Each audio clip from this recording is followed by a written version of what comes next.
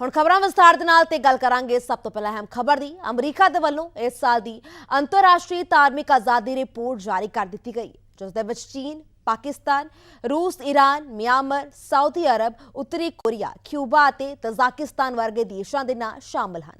ਜਦਕਿ ਅਮਰੀਕਾ ਦੇ ਵੱਲੋਂ ਇੱਕ ਬਿਆਨ ਰਾਹੀਂ ਭਾਰਤ ਵਿੱਚ ਧਾਰਮਿਕ ਆਜ਼ਾਦੀ ਦੀ ਭਰਵੀਂ ਤਾਰੀਫ ਵੀ ਕੀਤੀ ਗਈ ਹੈ।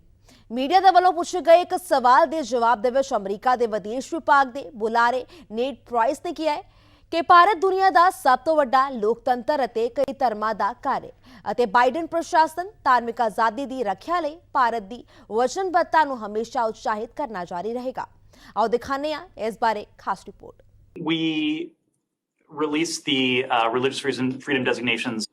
These designations are based on the totality of circumstances, on the totality of reporting that we have been able to gather over the past year. Not only that we've been able to gather ourselves, but information that's been assimilated, that's been provided and drafted by others as well.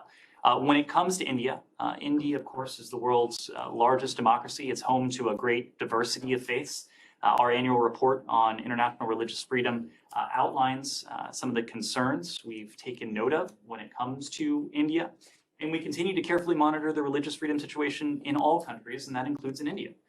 We have encouraged, we will continue to encourage the Indian government to uphold its commitments to protect religious freedom for all, and we engage officials regularly on steps they can take to advance religious freedom.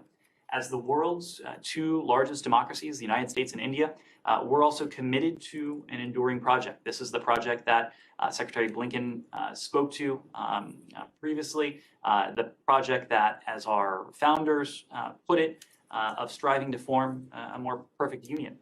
Washington ਸੂਬੇ ਦੀ cantt city ਵਿਖੇ ਭਾਰਤੀ ambassador Taranjit Singh Sandhu ਦੀ Seattle ਫੇਰੀ ਦੌਰਾਨ ਸੈਮ ਵਿਰਕ ਅਤੇ ਭਾਰਤੀ ਭਾਈਚਾਰੇ ਵੱਲੋਂ ਇੱਕ ਸਮਾਗਮ ਦਾ ਆਯੋਜਨ ਕੀਤਾ ਗਿਆ। ਸਮਾਗਮ ਦੇ ਵਿੱਚ ਵੱਡੀ ਗਿਣਤੀ ਵਿੱਚ ਭਾਰਤੀ ਭਾਈਚਾਰੇ ਦੇ ਲੋਕ ਸ਼ਾਮਲ ਹੋਏ। ਸਵਾਗਤੀ ਸਮਾਗਮ ਦੌਰਾਨ ਭਾਰਤੀ ਭਾਈਚਾਰੇ ਨੇ ਅੰਬੈਸਡਰ ਤਰਨਜੀਤ ਸਿੰਘ ਸੰਧੂ ਅਤੇ ਉਹਨਾਂ ਦੇ ਨਾਲ ਆਏ ਭਾਰਤੀ ਕੌਂਸੂਲੇਟ ਅਧਿਕਾਰੀਆਂ ਦਾ ਸਵਾਗਤ ਕੀਤਾ। ਦੱਸਣਯੋਗ ਹੈ ਕਿ ਅੰਬੈਸਡਰ ਤਰਨਜੀਤ ਸਿੰਘ ਸੰਧੂ ਆਪਣੇ ਕਾਰਜਕਾਲ ਦੌਰਾਨ ਪਹਿਲੀ ਵਾਰ ਸਿਆਟਲ ਆਏ ਸਨ ਅਤੇ ਉਹਨਾਂ ਨੇ ਇਸ ਫੇਰੀ ਦੌਰਾਨ ਬੋਇੰਗ, ਮਾਈਕਰੋਸਾਫਟ, ਐਮਾਜ਼ਨ ਅਤੇ ਹੋਰ ਵੱਡੀਆਂ ਕੰਪਨੀਆਂ ਦੇ ਅਧਿਕਾਰੀਆਂ ਦੇ ਨਾਲ ਵਾਸ਼ਿੰਗਟਨ ਦੀਆਂ ਵੱਡੀਆਂ ਯੂਨੀਵਰਸਿਟੀ ਦੇ ਅਧਿਕਾਰੀਆਂ ਦੇ ਨਾਲ ਵੀ ਮੁਲਾਕਾਤ ਕੀਤੀ ਹੈ। ਇਸ ਮੌਕੇ ਜਿੱਥੇ ਭਾਰਤੀ ਭਾਈਚਾਰੇ ਨੇ ਆਪਣੀਆਂ ਮੁਸ਼ਕਿਲਾਂ ਬਾਰੇ ਭਾਰਤੀ ਅਧਿਕਾਰੀਆਂ ਨੂੰ ਜਾਣੂ ਕਰਵਾਇਆ, ਤਾਂ ਉੱਥੇ ਹੀ ਅੰਬੈਸਡਰ ਤਰਨਜੀਤ ਸਿੰਘ ਸੰਧੂ ਨੇ ਦੱਸਿਆ ਹੈ ਕਿ ਭਾਰਤ ਸਰਕਾਰ ਵੀ ਸਿਆਟਲ ਵਿਖੇ ਕੌਂਸੂਲੇਟ ਦਫ਼ਤਰ ਖੋਲ੍ਹਣ ਉੱਤੇ ਵਿਚਾਰ ਕਰ ਰਹੀ ਹੈ ਅਤੇ ਉਮੀਦ ਹੈ ਕਿ ਜਲਦ ਹੀ ਇਸ ਬਾਰੇ ਕੋਈ ਫੈਸਲਾ ਲੈ ਲਿਆ ਜਾਵੇਗਾ। देखो अज ये पहली बारी होया कि अमेरिकन अंबैसडर साढ़े हिंदुस्तान तो जोड़े ने वो सियाटल च आए तो सियाटल की सारी पंजाबी कम्यूनिटी ने उन्होंने बड़ा हुम हुमा के जी आया आख्या। तो सब तो वड्डा कारण ये भी सी कि वो साढ़े पंजाबी साढ़े सरदार सन, साढ़े पंजाबी सिख सन, जिन्हों ने साड़ियाँ पंजाबियों दियाँ सारियां मुश्किलों को समझिया तो सुनिया। ਅੱਜ ਅਸੀਂ ਫੰਕਸ਼ਨ ਕੀਤਾ ਇੱਥੇ ਅੰਬੈਸਡਰ ਇੰਡੀਆ ਤੋਂ ਜਿਹੜੇ ਹੈਗੇ ਆ US ਲਈ ਤਰਨਜੀਤ ਸਿੰਘ ਸੰਧੂ, ਉਹਨਾਂ ਨੂੰ ਇਨਵਾਈਟ ਕੀਤਾ ਸੀਗਾ ਇੱਥੇ। ਤਾਂ ਅਸੀਂ ਉਹਨਾਂ ਮੂਹਰੇ ਮੰਗਾਂ ਰੱਖੀਆਂ ਕਾਫੀ, ਤਾਂ ਉਹਨੇ ਵੀ ਸਾਨੂੰ ਕਈ ਸੁਜੈਸ਼ਨ ਦਿੱਤੇ ਆ ਜਿਹੜੇ ਸਾਨੂੰ ਇੰਡੀਆ ਲਈ ਕਰਨੇ ਚਾਹੀਦੇ ਆ। ਸਾਡੀਆਂ ਜਿਹੜੀਆਂ ਪਹਿਲੀ ਇਹ ਮੰਗ ਆ ਸਾਰਿਆਂ ਤੋਂ ਵੱਡੀ ਇਹ ਸੀ ਕਿ ਸਿਆਟਲ ਦੇ ਵਿੱਚ ਤੁਸੀਂ ਕੌਂਸੂਲੇਟ ਆਫਿਸ ਖੋਲ੍ਹੋ। ਸੋ ਉਹ ਉਹਨੇ ਪ੍ਰੋਮਿਸ ਕੀਤਾ ਵੀ ਵੱਡੀ ਹਾਈ ਲੈਵਲ 'ਤੇ ਇਸ ਵੇਲੇ ਚੱਲ ਰਹੀ ਆ ਡਿਸਕਸ਼ਨ US ਗੌਰਮੈਂਟ ਦੇ ਨਾਲ, ਤਾਂ ਉਹ ਖੋਲ੍ਹਣ ਲਈ ਤਿਆਰ ਹੈਗੇ ਆ। ਦੂਜੀ ਸਾਡੀ ਮੰਗ ਇਹ ਸੀਗੀ ਵੀ ਜਿਹੜੇ ਵੀਜ਼ੇ ਲਈ ਸਾਨੂੰ ਪ੍ਰੋਬਲਮ ਆ ਰਹੀਆਂ ਜਾਂ OCI ਕਾਰਡ ਵਾਲਿਆਂ ਨੂੰ, ਉਹ ਇੰਡੀਅਨ ਪਾਸਪੋਰਟ ਜਿਹੜੇ ਸਾਡੇ ਕੋਲ ਨਹੀਂ ਹੁੰਦਾ ਤਾਂ ਉਹ ਸਾਨੂੰ ਕਈ ਵਾਰ ਪ੍ਰੋਬਲਮ ਦਿੰਦੇ ਆ, ਤਾਂ ਉਹ ਕਹਿੰਦੇ we will work with you, ਤੁਹਾਡੇ ਨਾਲ ਅਸੀਂ ਕੰਮ ਕਰਾਂਗੇ। ਦੇਖੋ ਯੂਨਾਈਟਿਡ ਸਟੇਟਸ ਇੱਕ ਬਹੁਤ ਵੱਡਾ ਕੰਟਰੀ ਹੈਗਾ ਹੈ। ਸਾਡੇ ਆਲਰੇਡੀ 5 ਕੌਂਸੂਲੇਟਸ ਨੇ ਔਰ ਐਮਬੈਸੀ ਵੀ ਹੈ, ਲੇਕਿਨ ਇਹ ਕਾਫੀ ਪੁਰਾਣੀ ਡਿਮਾਂਡ ਹੈਗੀ ਹੈ ਕਿ ਸਿਆਟਲ ਕੌਂਸੂਲੇਟ ਹੋਵੇ। ਇੰਡੀਅਨ ਗਵਰਨਮੈਂਟ ਇਹਨੂੰ ਬੜੀ ਸੀਰੀਅਸ ਕੰਸੀਡਰੇਸ਼ਨ ਦੇ ਰਹੀ ਹੈ ਔਰ ਇਹਦੇ 'ਤੇ ਸਾਡੀ US ਐਡਮਿਨਿਸਟ੍ਰੇਸ਼ਨ ਨਾਲ ਗੱਲਬਾਤ ਵੀ ਚੱਲ ਰਹੀ। ਜਲਦੀ ਹੀ ਡਿਸੀਜਨ ਹੋ ਜਾਵੇਗਾ and hopefully in coming days, in coming months we should have a consulate here. Break तो बाद तुहाडे सारिਆਂ ਦਾ स्वागत है PTC North America news bulletin ਦੇ ਵਿੱਚ। ਟੋਰਾਂਟੋ ਤੋਂ ਮੈਂ ਹਾਂ ਜਸਲੀਨ ਕੌਰ ਤੇ ਹੁਣ ਰੁਕ ਕਰਾਂਗੇ ਕੈਨੇਡਾ ਦੀਆਂ ਖਾਸ ਸਰਗਰਮੀਆਂ ਦਾ। ਓਨਟਾਰੀਓ ਸਰਕਾਰ ਵੱਲੋਂ ਸੂਬੇ ਭਰ ਦੇ ਫਾਰਮਾਸਿਸਟ ਨੂੰ ਪੈਕਸਲੋਵਿਡ ਦਵਾਈ ਪ੍ਰੈਸਕ੍ਰਾਈਬ ਕਰਨ ਦੀ ਇਜਾਜ਼ਤ ਦੇ ਦਿੱਤੀ ਗਈ ਹੈ। ਸਰਕਾਰ ਵੱਲੋਂ ਲਿਆ ਗਿਆ ਇਹ ਫੈਸਲਾ 12 ਦਸੰਬਰ ਸੋਮਵਾਰ ਤੋਂ ਲਾਗੂ ਹੋਵੇਗਾ। ਦੱਸ ਦਈਏ ਕਿ ਪੈਕਸਲੋਵਿਡ ਇੱਕ ਐਂਟੀਵਾਇਰਲ ਟ੍ਰੀਟਮੈਂਟ ਆਪਸ਼ਨ ਹੈ ਜੋ ਕੋਵਿਡ-19 ਤੋਂ ਗੰਭੀਰ ਨਤੀਜਿਆਂ ਨੂੰ ਘਟਾਉਣ ਲਈ ਵਿਕਲਪ ਦੇ ਤੌਰ ਉੱਤੇ ਵਰਤੀ ਜਾ ਰਹੀ ਹੈ। ਓਨਟਾਰੀਓ ਦੀ ਸਿਹਤ ਮੰਤਰੀ ਸਿਲਵੀਆ ਜੌਨਸ ਨੇ ਪ੍ਰੈਸ ਕਾਨਫਰੰਸ ਰਾਹੀਂ ਇਸ ਸੰਬੰਧੀ ਜਾਣਕਾਰੀ ਸਾਂਝੀ ਕੀਤੀ। Starting this Monday, December the 12th, pharmacists will be able to prescribe the COVID-19 antiviral treatment Paxlovid in local pharmacies across Ontario at no cost to the patient. By increasing access to these treatments in more convenient ways, we are helping to keep people healthier and reduce COVID-19 related hospitalizations. Paxlovid prescriptions will remain available through other channels with our primary care providers and clinical assessment centers. This change will expand access and offer increased protection to our most vulnerable and mitigate pressures on the province's hospitals. ਜ਼ਿਕਰਯੋਗ ਹੈ ਕਿ Ontario ਦੇ ਸਾਰੇ pharmacist 12 ਦਸੰਬਰ ਤੋਂ ਯੋਗ ਵਿਅਕਤੀਆਂ ਨੂੰ ਇਨ person ਜਾਂ ਵਰਚੁਅਲੀ ਪੈਕਸਲੋਵਿਡ ਪ੍ਰੈਸਕ੍ਰਾਈਬ ਕਰ ਸਕਣਗੇ। ਯੋਗ ਵਿਅਕਤੀਆਂ ਨੂੰ ਇਹ ਪੁਸ਼ਟੀ ਕਰਨ ਲਈ ਆਪਣੀ ਸਥਾਨਕ ਫਾਰਮੇਸੀ ਦੇ ਨਾਲ ਸੰਪਰਕ ਕਰਨਾ ਹੋਵੇਗਾ ਕਿ ਕੀ ਉਹ ਪੈਕਸਲੋਵਿਡ ਲਿਖਦੇ ਹਨ ਅਤੇ ਪੈਕਸਲੋਵਿਡ ਲਈ ਪ੍ਰੈਸਕ੍ਰਿਪਸ਼ਨ ਕਿਵੇਂ ਪ੍ਰਾਪਤ ਕਰਨੀ ਹੈ। ਦੱਸ ਦਈਏ ਕਿ ਇਸ ਵੇਲੇ ਬੱਚਿਆਂ ਦੇ ਬਿਮਾਰ ਪੈਣ ਦੇ ਵੱਧ ਰਹੇ ਸਿਲਸਿਲੇ ਕਾਰਨ ਬੱਚਿਆਂ ਦੇ ਹਸਪਤਾਲਾਂ ਨੂੰ ਵੀ ਸੰਘਰਸ਼ ਕਰਨਾ ਪੈ ਰਿਹਾ ਹੈ। ਦੇਸ਼ ਭਰ ਦੇ ਹਸਪਤਾਲਾਂ ਨੂੰ ਕੁਝ ਸਰਜਰੀਆਂ ਅਤੇ ਜ਼ਰੂਰੀ ਅਪਾਇੰਟਮੈਂਟਸ ਤੱਕ ਰੱਦ ਕਰਨੀਆਂ ਪੈ ਰਹੀਆਂ ਹਨ ਕਿਉਂਕਿ ਬੱਚਿਆਂ ਦੇ ਹਸਪਤਾਲ ਦਾਖਲ ਹੋਣ ਦੇ ਸਿਲਸਿਲੇ ਵਿੱਚ ਵਾਧਾ ਹੋਇਆ ਹੈ ਤੇ ਹਸਪਤਾਲਾਂ ਨੂੰ ਆਪਣੇ ਸਟਾਫ ਨੂੰ ਮੁੜ ਤੋਂ ਹਦਾਇਤਾਂ ਦੇਣੀਆਂ ਪੈ ਰਹੀਆਂ ਹਨ। ਹਸਪਤਾਲਾਂ ਦੇ ਵਿੱਚ ਕਈ ਅਸਾਮੀਆਂ ਖਾਲੀ ਪਈਆਂ ਹਨ ਤੇ ਅਜਿਹੇ ਵਿੱਚ ਬੱਚਿਆਂ ਵਿੱਚ ਸਾਹ ਦੀ ਬਿਮਾਰੀ, RSV, ਇਨਫਲੂਐਂਜ਼ਾ ਅਤੇ ਕੋਵਿਡ-19 ਦੇ ਮਾਮਲੇ ਵੀ ਜ਼ਿਆਦਾ ਪਾਏ ਜਾ ਰਹੇ ਹਨ। ਇਸ ਮਾਮਲੇ ਦੇ ਸੰਬੰਧ ਵਿੱਚ ਕੈਨੇਡਾ ਦੇ ਪ੍ਰੀਮੀਅਰਸ ਵੱਲੋਂ ਵਿਨੀਪੈਗ ਦੇ ਵਿੱਚ ਨਿਊਜ਼ ਕਾਨਫਰੰਸ ਵੀ ਕੀਤੀ ਗਈ। ਓਨਟਾਰੀਓ ਸਰਕਾਰ ਵੱਲੋਂ ਟੋਰਾਂਟੋ ਅਤੇ ਆਟਵਾ ਦੇ ਮੇਅਰ ਨੂੰ ਵਧੇਰੇ ਸ਼ਕਤੀਆਂ ਦੇਣ ਵਾਲਾ ਬਿੱਲ ਪਾਸ ਕਰ ਦਿੱਤਾ ਗਿਆ ਹੈ। ਇਸ ਮਗਰੋਂ ਟੋਰਾਂਟੋ ਅਤੇ ਆਟਵਾ ਕੁਝ ਬਾਇਲਾਅ ਪਾਸ ਕਰਨ ਦੇ ਸਮਰੱਥ ਹੋ ਜਾਣਗੇ ਜੇ ਘੱਟ ਗਿਣਤੀ ਕਾਉਂਸਲਰ ਹੀ ਉਹਨਾਂ ਦੇ ਪੱਖ ਵਿੱਚ ਹੋਣਗੇ। ਇਸ ਨਾਲ ਹਾਊਸਿੰਗ ਨਾਲ ਸੰਬੰਧਿਤ ਆਲੋਚਕਾਂ ਨੂੰ ਵੀ ਆਵਾਜ਼ ਉਠਾਉਣ ਦਾ ਮੌਕਾ ਨਹੀਂ ਮਿਲੇਗਾ। ਤਾਜ਼ਾ ਬਿੱਲ ਦੇ ਨਾਲ ਪ੍ਰੋਵਿੰਸ ਨਾਇਗਰਾ, ਪੀਲ ਅਤੇ ਯਾਰਕ ਦੇ ਵਿੱਚ ਰੀਜਨਲ ਚੇਅਰਸ ਨਿਯੁਕਤ ਕਰੇਗਾ ਅਤੇ ਇਸ ਨਾਲ ਇਸ ਸਾਲ ਦੇ ਸ਼ੁਰੂ ਵਿੱਚ ਟੋਰਾਂਟੋ ਅਤੇ ਆਟਵਾ ਨੂੰ ਸਰਕਾਰ ਵੱਲੋਂ ਦਿੱਤੀਆਂ ਗਈਆਂ ਤਥਾਕਥਿਤ ਸਟਰੋਂਗ ਮੇਅਰ ਪਾਵਰਸ ਨੂੰ ਹੋਰ ਬਲ ਮਿਲੇਗਾ। ਦੱਸ ਦਈਏ ਕਿ ਇਸ ਬਿੱਲ ਦੇ ਵਿੱਚ ਇੱਕ ਹੋਰ ਹਾਊਸਿੰਗ ਲਾਅ ਹੈ ਜਿਸ ਕਾਰਨ ਮਿਊਨਿਸਪੈਲਿਟੀਜ਼ ਕਾਫੀ ਨਾਰਾਜ਼ ਹਨ ਕਿਉਂਕਿ ਇਸ ਰਾਹੀਂ ਡਿਵੈਲਪਰਸ ਵੱਲੋਂ ਦਿੱਤੀ ਜਾਣ ਵਾਲੀ ਫੀਸ ਵਿੱਚ ਕਟੌਤੀ ਦੀ ਗੱਲ ਆਖੀ ਗਈ ਹੈ। ਇਸ ਫੀਸ ਦੀ ਵਰਤੋਂ ਨਵੇਂ ਕਰਨ ਲਈ ਇਨਫਰਾਸਟ੍ਰਕਚਰ ਦਾ ਨਿਰਮਾਣ ਕਰਨ ਲਈ ਕੀਤੀ ਜਾਂਦੀ ਸੀ। ਇਸ ਤੋਂ ਐਨਵਾਇਰਨਮੈਂਟਲਿਸਟ ਵੀ ਕਾਫੀ ਖਫਾ ਹਨ ਕਿਉਂਕਿ ਉਹਨਾਂ ਦਾ ਕਹਿਣਾ ਹੈ ਕਿ ਇਸ ਨਾਲ ਕੰਜ਼ਰਵੇਸ਼ਨ ਅਥਾਰਟੀਜ਼ ਦੀ ਭੂਮਿਕਾ ਵੀ ਕਮਜ਼ੋਰ ਹੋਵੇਗੀ। ਸਿਟੀ ਆਫ ਬ੍ਰੈਂਪਟਨ ਵੱਲੋਂ ਸਾਈਨ ਬਾਈ ਲਾਅ ਦੇ ਵਿੱਚ ਸੋਧ ਕਰਨ ਦਾ ਫੈਸਲਾ ਲਿਆ ਗਿਆ ਹੈ ਜਿਸ ਅਧੀਨ ਹੁਣ ਇਲੈਕਸ਼ਨ ਸਾਈਨ ਬੋਰਡਸ ਨੂੰ ਸਿਰਫ ਖਿੜਕੀਆਂ ਦੇ ਵਿੱਚ ਹੀ ਲਗਾਉਣ ਦੀ ਇਜਾਜ਼ਤ ਹੋਵੇਗੀ। ਦੱਸ ਦਈਏ ਕਿ ਸ਼ਹਿਰ ਵਾਸੀਆਂ ਵੱਲੋਂ ਬ੍ਰੈਂਪਟਨ ਸਿਟੀ ਦੇ ਇਸ ਫੈਸਲੇ ਦਾ ਸਵਾਗਤ ਕੀਤਾ ਜਾ ਰਿਹਾ ਹੈ। ਬ੍ਰੈਂਪਟਨ ਸਿਟੀ ਵੱਲੋਂ ਹਾਲ ਹੀ ਵਿੱਚ ਕੀਤੀ ਗਈ ਖਾਸ ਮੀਟਿੰਗ ਦੇ ਵਿੱਚ ਸਾਈਨ ਬਾਈ ਲਾਅ ਵਿੱਚ ਸੋਧ ਕੀਤਾ ਗਿਆ ਜਿਸ ਅਧੀਨ ਸਾਰੀਆਂ ਭਵਿੱਖੀ ਚੋਣਾਂ ਵਾਸਤੇ ਸਿਰਫ ਖਿੜਕੀਆਂ ਦੇ ਵਿੱਚ ਜਾਂ ਦਰਵਾਜ਼ਿਆਂ ਵਿਚਲੀਆਂ ਖਿੜਕੀਆਂ ਵਿੱਚ ਹੀ ਇਲੈਕਸ਼ਨ ਸਾਈਨ ਬੋਰਡਸ ਨੂੰ ਲਗਾਉਣ ਦੀ ਇਜਾਜ਼ਤ ਦਿੱਤੀ ਜਾਏਗੀ। ਇਹ ਸੋਧ ਰਿਹਾਇਸ਼ੀ ਅਤੇ ਗੈਰ ਰਿਹਾਇਸ਼ੀ ਜ਼ਮੀਨਾਂ ਸਮੇਤ ਸਾਰੀ ਨਿੱਜੀ ਪ੍ਰਾਪਰਟੀ ਉੱਤੇ ਲਾਗੂ ਹੋਵੇਗਾ। ਸਿਟੀ ਦਾ ਕਹਿਣਾ ਹੈ ਕਿ 2018, 2019 ਅਤੇ 2022 ਦੀਆਂ ਮਿਊਨਿਸਪਲ, ਪ੍ਰੋਵਿੰਸ਼ੀਅਲ ਅਤੇ ਫੈਡਰਲ ਚੋਣਾਂ ਸਮੇਤ ਪਿਛਲੀਆਂ ਕਈ ਚੋਣਾਂ ਦੇ ਵਿੱਚ ਅਵੈਧ ਇਲੈਕਸ਼ਨ ਸਾਈਨ ਬੋਰਡਸ ਨਾਲ ਸੰਬੰਧਿਤ ਸ਼ਿਕਾਇਤਾਂ ਦੀ ਸੰਖਿਆ ਵਿੱਚ ਬਹੁਤ ਜ਼ਿਆਦਾ ਵਾਧਾ ਵੇਖਿਆ ਗਿਆ ਸੀ। ਸਿਟੀ ਦੇ ਸਾਈਨ ਬਾਈ ਲਾਅ ਦੀ ਉਲੰਘਣਾ ਕਈ ਸਮੱਸਿਆਵਾਂ ਖਾਸ ਕਰਕੇ ਟ੍ਰੈਫਿਕ ਸੰਬੰਧੀ ਖਤਰਿਆਂ ਤੇ ਖਿਲਰੀਆਂ ਵਸਤਾਂ ਦੇ ਸੰਬੰਧ ਦੇ ਵਿੱਚ ਦਿੱਕਤਾਂ ਪੈਦਾ ਕਰ ਰਹੀ ਸੀ। ਬ੍ਰੈਂਪਟਨ ਵਾਸੀਆਂ ਵੱਲੋਂ ਸਿਟੀ ਵੱਲੋਂ ਲਏ ਗਏ ਇਸ ਫੈਸਲੇ ਦਾ ਸਵਾਗਤ ਕੀਤਾ ਗਿਆ। It's a really good initiative. Sometimes the event pass by and you see all these signs flying around. I don't think that's the right way of bringing the message to the community through these front yard signs. It's not a good way of bringing the awareness. There are many other channels, so we should stay away from that. And I feel that this is a really good initiative that city is doing. Agreeing with the councillor proposal that the property owners have the right to do whatever they want in protesting that there's a sign that they want to install in your property shouldn't be a big issue. It's up to the owner's right to do what they want.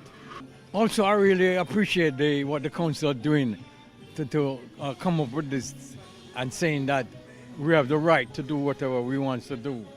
And I agree wholeheartedly with the councillor and what their proposal is. ਸ਼ਹਿਰ ਵਾਸੀਆਂ ਵੱਲੋਂ ਇਸੇ ਤਰ੍ਹਾਂ city ਨੂੰ ਹੋਰ ਵੱਖ-ਵੱਖ ਮੁੱਦਿਆਂ ਉੱਤੇ ਕੰਮ ਕਰਨ ਦੀ ਅਪੀਲ ਵੀ ਕੀਤੀ ਗਈ।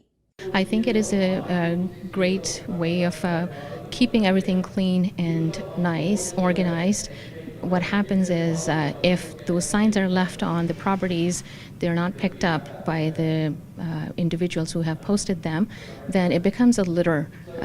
To keep everything nice and clean, free of obstacles for kids and individuals who are walking by, or even when there's windy conditions, things can fly off and become a hazard. So I think it's a great initiative that they have done.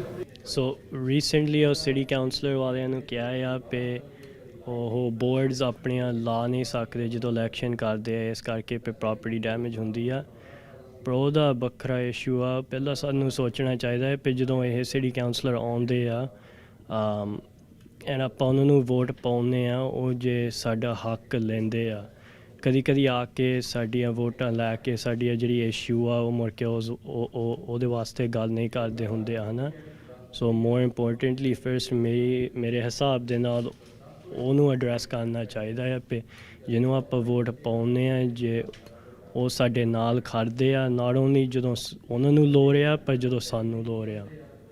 But in terms of ਜਿਹੜੇ board ਲਾਉਂਦੇ ਆ ਉਹ I don't think it'll make that big of a difference just because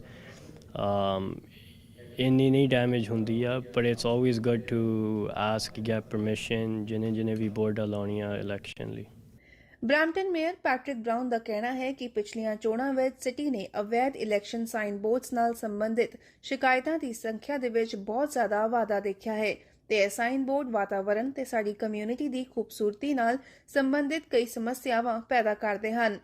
ਉਨ੍ਹਾਂ ਨੇ ਕਿਹਾ ਕਿ ਸੰਸ਼ੋਧਿਤ sign by law ਹੇਠ ਨਿਵਾਸੀ ਖਿੜਕੀਆਂ ਦੇ ਵਿੱਚ ਇਲੈਕਸ਼ਨ ਸਾਈਨ ਬੋਰਡਸ ਲਗਾ ਕੇ ਲਗਾਤਾਰ ਉਮੀਦਵਾਰਾਂ ਅਤੇ ਤੀਜੀਆਂ ਧਿਰਾਂ ਦੇ ਸੰਬੰਧ ਵਿੱਚ ਆਪਣੀ ਆਵਾਜ਼ ਚੁੱਕਣ ਯੋਗ ਹੋਣਗੇ, ਜੋ ਸਾਡੇ ਸ਼ਹਿਰ ਨੂੰ ਸੁਰੱਖਿਅਤ ਅਤੇ ਖੂਬਸੂਰਤ ਰੱਖਣ ਵਿੱਚ ਮਦਦ ਕਰੇਗਾ। ਤਰੁਣਦੀਪ ਸਿੰਘ ਦੇ ਨਾਲ Jasleen Kaur, PTC news, Brampton, Canada.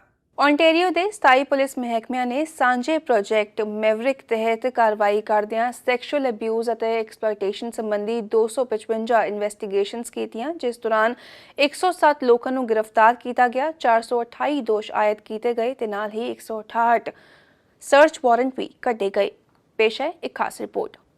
Ontario ਵਿੱਚ ਇੰਟਰਨੈਟ ਰਾਹੀਂ ਬੱਚਿਆਂ ਦੇ ਵੱਧ ਰਹੇ ਜਿਨਸੀ ਸ਼ੋਸ਼ਣ ਤੇ ਸ਼ੋਸ਼ਣ ਦੇ ਮਾਮਲਿਆਂ ਨੂੰ ਰੋਕਣ ਲਈ ਸੂਬੇ ਭਰ ਦੇ ਵਿੱਚ ਪੁਲਿਸ ਵਿਭਾਗਾਂ ਵੱਲੋਂ 1 ਮਹੀਨਾ ਲੰਬਾ ਚੱਲਣ ਵਾਲੇ ਪ੍ਰੋਜੈਕਟ ਦੀ ਸ਼ੁਰੂਆਤ ਕੀਤੀ ਗਈ ਸੀ। ਪ੍ਰੋਜੈਕਟ ਮੈਵਰਿਕ ਦੇ ਵਿੱਚ Ontario provincial police, peel police, Toronto police ਅਤੇ ਹੈਮਿਲਟਨ ਪੁਲਿਸ ਸਰਵਿਸਿਜ਼ ਸਣੇ ਸਥਾਈ ਪੁਲਿਸ ਵਿਭਾਗਾਂ ਤੇ ਸਰਕਾਰੀ ਤੇ ਕਮਿਊਨਿਟੀ ਏਜੰਸੀਜ਼ ਵੀ ਸ਼ਾਮਲ ਸਨ।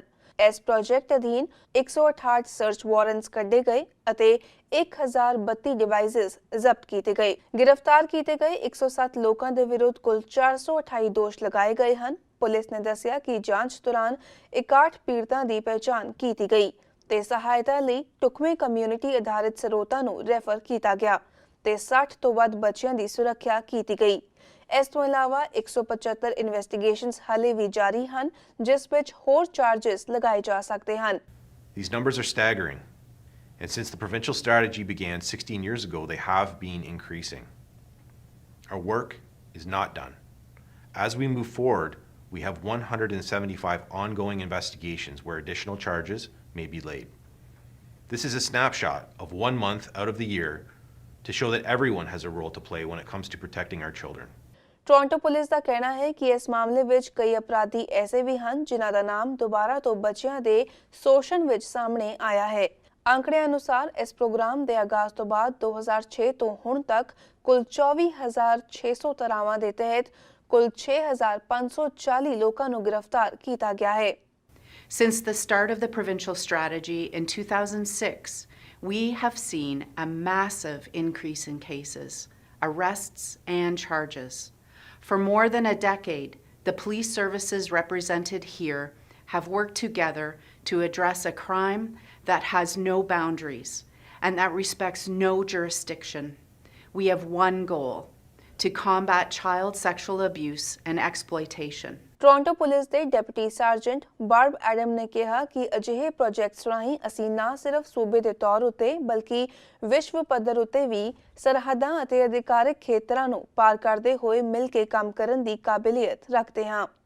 Through projects like these, we are able to work together, crossing borders and jurisdictions, not only provincially, but globally as well. In one instance, members of the Toronto Police Service, with the assistance of our international partners, identified a person of interest on the dark web who was planning on kidnapping and abusing young children. TPS and OPP members investigated the information and were able to identify the accused and his location. A team consisting of both TPS and OPP investigators traveled to a remote northern Ontario town, executed 2 search warrants, and made an arrest. This is just one example of how we rely on collaboration with our partners well beyond the Toronto borders. ਬੱਚਿਆਂ ਦੇ ਸ਼ੋਸ਼ਣ ਦੇ ਮਾਮਲੇ ਵਿੱਚ ਹਾਲੇ ਵੀ ਕਈ ਐਸੇ ਲੋਕ ਹਨ ਜਿਨ੍ਹਾਂ ਦੀ ਪੁਲਿਸ ਵੱਲੋਂ ਲਗਾਤਾਰ ਭਾਲ ਕੀਤੀ ਜਾ ਰਹੀ ਹੈ। ਪੁਲਿਸ ਵੱਲੋਂ ਲੋਕਾਂ ਨੂੰ ਅਪੀਲ ਕੀਤੀ ਗਈ ਹੈ ਜੇਕਰ ਕਿਸੇ ਵਿਅਕਤੀ ਨੂੰ ਚਾਈਲਡ ਸੈਕਸ਼ੂਅਲ ਅਬਿਊਜ਼ ਸੰਬੰਧੀ ਇੰਟਰਨੈਟ ਜਾਂ ਕਿਸੇ ਹੋਰ ਜ਼ਰੀਏ ਰਾਹੀਂ ਕਿਸੇ ਵੀ ਤਰ੍ਹਾਂ ਦੀ ਜਾਣਕਾਰੀ ਮਿਲਦੀ ਹੈ ਤੇ ਉਹ cybertip.ca ਉੱਤੇ ਜ਼ਰੂਰ ਰਿਪੋਰਟ ਸਬਮਿਟ ਕਰੇ ਜਾਂ ਫਿਰ ਕ੍ਰਾਈਮ ਸਟਾਪਰਸ ਨੂੰ ਵੀ ਕਾਲ ਕੀਤੀ ਜਾ ਸਕਦੀ ਹੈ। ਤਰੁਣਦੀਪ ਸਿੰਘ ਦੇ ਨਾਲ Jasleen Kaur, PTC news, Toronto, Canada. So PTC North America news bulletin ਦੇ ਵਿੱਚ ਐਸਨ ਅੱਜ ਦੀਆਂ ਖਬਰਾਂ। ਫਿਲਹਾਲ ਮੈਨੂੰ ਦਿਓ ਇਜਾਜ਼ਤ ਤੇ ਦੇਸ਼ ਦੁਨੀਆ ਦੀਆਂ ਖਬਰਾਂ ਲਈ ਤੁਸੀਂ ਬਣੇ ਰਹੋ PTC ਨਿਊਜ਼ ਦੇ ਨਾਲ।